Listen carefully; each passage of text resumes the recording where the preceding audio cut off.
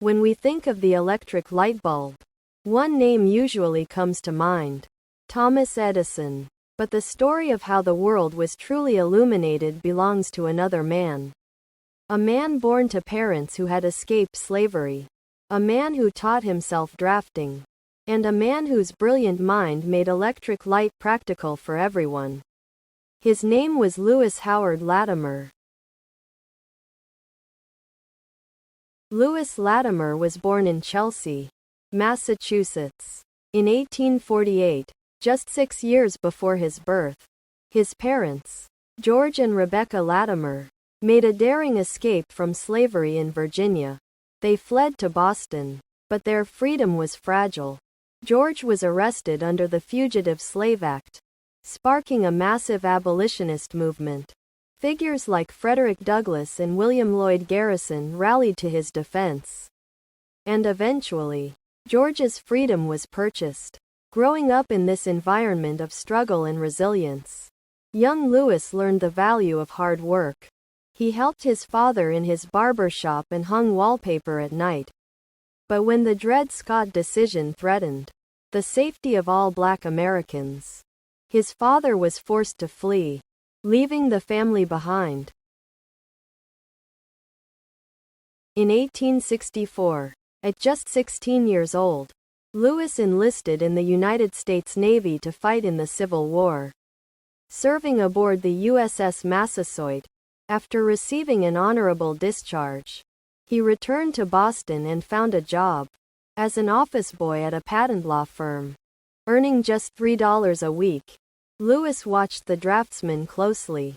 He taught himself how to use their tools, practicing late into the night. His bosses soon recognized his incredible talent for sketching patent drawings. He was promoted to head draftsman, a remarkable achievement for a Black man in the 1870s. Latimer's reputation grew. In 1876, a young inventor named Alexander Graham Bell came to the firm. He needed highly detailed drawings of his new invention to secure a patent before his rivals. He chose Lewis Latimer. Latimer worked late into the night, drafting the blueprints that would secure the patent for the telephone. But Latimer's greatest contributions were yet to come. In 1879, he was hired by the U.S. Electric Lighting Company, owned by Hiram Maxim, a fierce rival of Thomas Edison. Edison had invented the incandescent light bulb, but it had a major flaw. The paper filament burned out after just a few days. It was expensive and impractical. Latimer set out to solve this problem.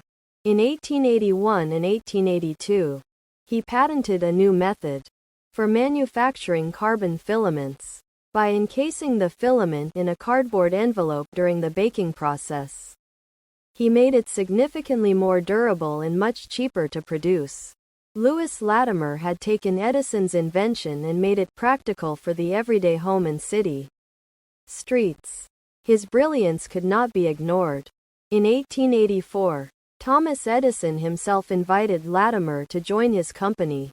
Latimer became an expert witness in patent litigation, wrote the first book on electric lighting, and supervised the installation of public electric lights in New York, Philadelphia, Montreal, and London.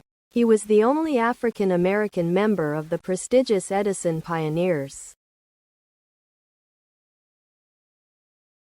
Latimer was a true Renaissance man.